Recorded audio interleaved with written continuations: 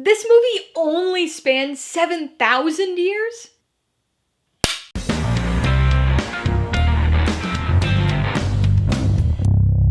Hey everybody, welcome to Mainly Movies. Today I'm going to be talking about the 26th film in the MCU, Marvel's 2021 superhero drama, Eternals.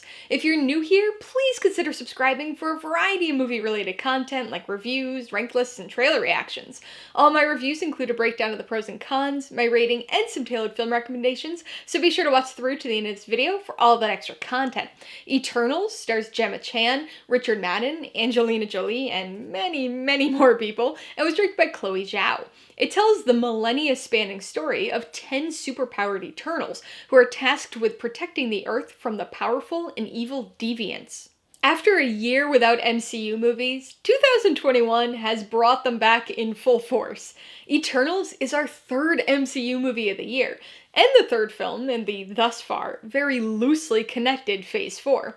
So far, this phase has given us two post-Endgame films, each introducing brand new characters to the MCU.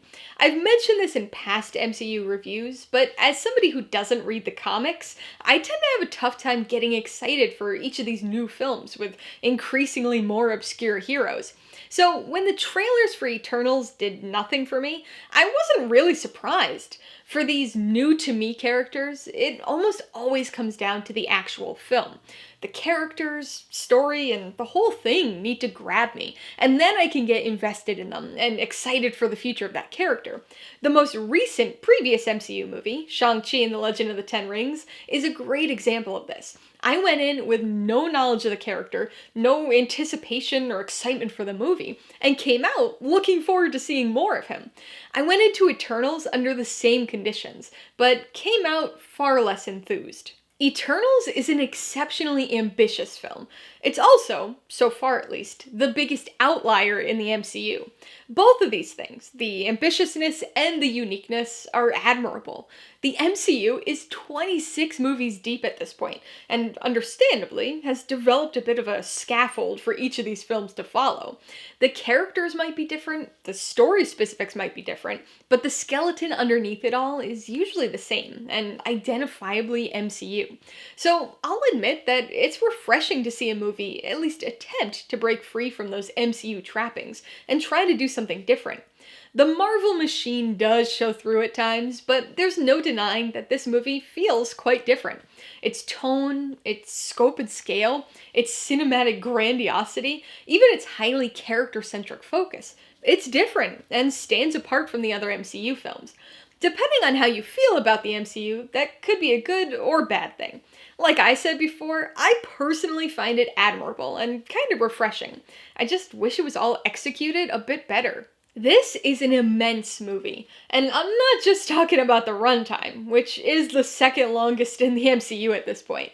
The immensity also comes from the scope and scale of this film, and all that entails. This is one of the MCU's cosmic stories. Humans do have a bit of a role here, but the scale of this film is much larger than your typical superhero movie.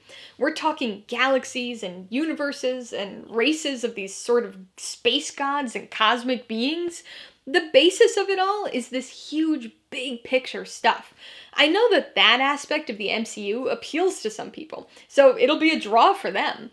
Unfortunately, I'm not one of those people, and I tend to find the grander, galaxy-wide cosmic storylines kind of dull. But this movie does something fairly unusual and almost contradictory given its massive cosmic scale. It really focuses on its characters. Now, I've gotta say that the characters were my favorite aspect of this film, but they were also the source of one of the biggest issues. As I said, this film very much focuses on its characters, and I really appreciate that, especially when the story has that big cosmic tilt to it that I don't find all that compelling. Prior to this movie, I knew nothing about the Eternals, so I did like learning about these characters and seeing their interactions with one another. And I also really appreciated the diversity there and just the general assortment of powers and traits and personality types. But just like everything else with this movie, the character side of things is immense here.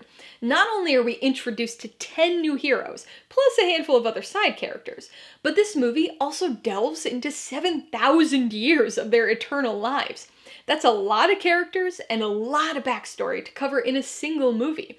And that's not even taking into account the time spent on the present-day plot of the film. So, as much as I like the character focus here and enjoy the variety that comes from having so many characters, it ends up being one of the film's biggest downfalls. There simply isn't enough time to introduce and develop all of these characters enough to make the audience truly care about them. As with any ensemble movie, there are a handful of characters that inevitably take on the leading roles and get a bit more development and focus as a result.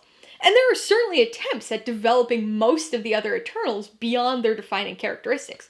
Phastos, Thena, Sprite, they all have interesting things going on, and seeds of character arcs.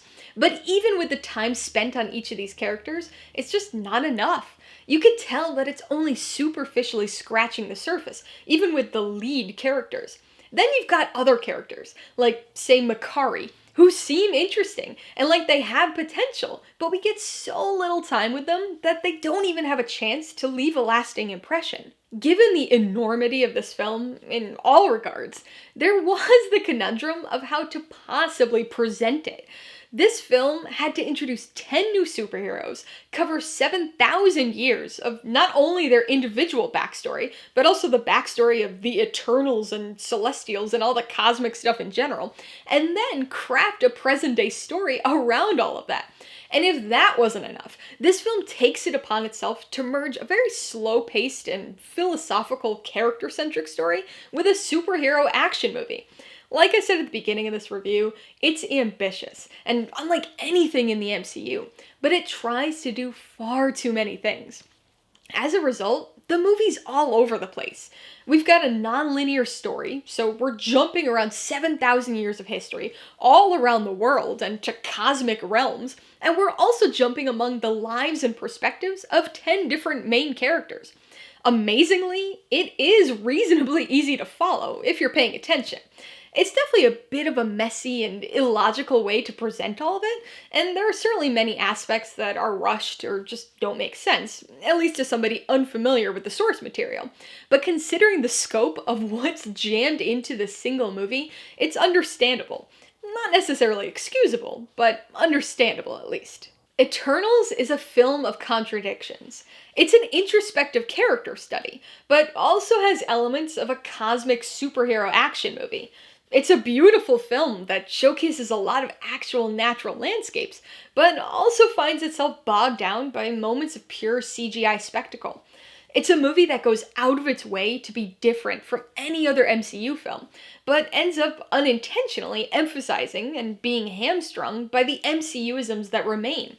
It's an enormous movie with a massive amount of substance, but still manages to feel like an exercise of style over substance.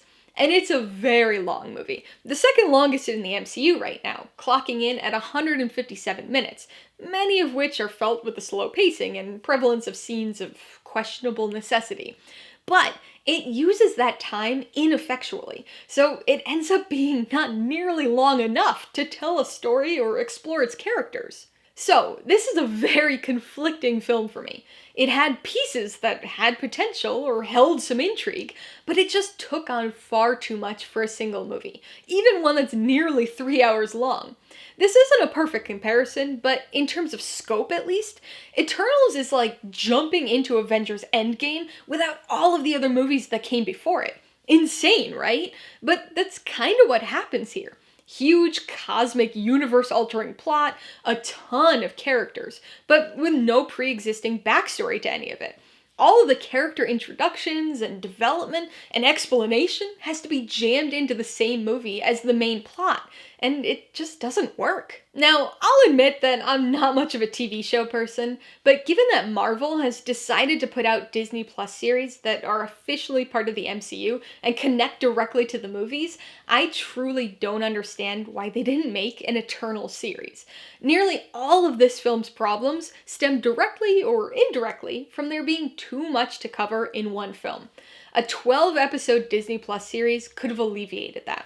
The first episode introduces us to the cosmic elements of the Eternals and establishes them as a team on Earth. Then the next 10 episodes each primarily focus on one Eternal, giving us their backstory and dynamic with the rest of the team, but also showing us where they are present day. And then the 12th episode sets up for the film, with the main issue and the return of the Deviants. This would have established the characters, fleshed each of them out much more than what we got in the actual film, and freed up nearly 3/4 of the runtime for the story. Again, I'm not really a proponent of this Disney Plus series, but this is one instance where I think it could have made a huge difference. Alright, let's talk about the pros and cons. The biggest pro is definitely the character assortment. The characters were easily my favorite part of this film. Some were better fleshed out than others, some were more compelling than others, and some were a little insufferable at times, but with 10 Eternals, at least we had a lot of variety. As superheroes, I didn't find them all that interesting. I mean, some of them did have pretty cool powers, but I've never been big on the god or god-like superheroes. As people, though, I think they were a lot more interesting, or at least potentially interesting. There's definitely a negative side to the characters, which I'll get into in the cons, but they were still the highlight of the film for me. On the con side, the biggest issue is that there's just too much of everything. This is a big con, both in terms of its significance as an issue, but also in terms of what it encompasses. Really, I could have broken this out into 3 or 4 cons, but I'll keep it consolidated for brevity's sake. There's just far too much crammed into a single movie here. The scope and scale is too big, so way too much exposition is needed to even remotely prepare us for the story. There are way too many brand new characters, so there's not nearly enough time to flesh out any of them in a meaningful way. Between all of the characters and the main cosmic thread of the film, there are too many concurrent plot lines happening, and as contradictory as this sounds with how much is jammed into the film and how underdeveloped much of it is, the film drags and feels too long. It's all just too much for a single movie, and this is one time where a Disney Plus series could have been really helpful. The second con is the structure. Now, this is sort of an indirect offshoot of the broad first con, but I thought that the way in which the story was told was not ideal. I don't mind nonlinear storylines, when they're done effectively, but the way in which this story is structured is frustratingly illogical. We get a lot of moments early on that really hinge on our attachment to various characters.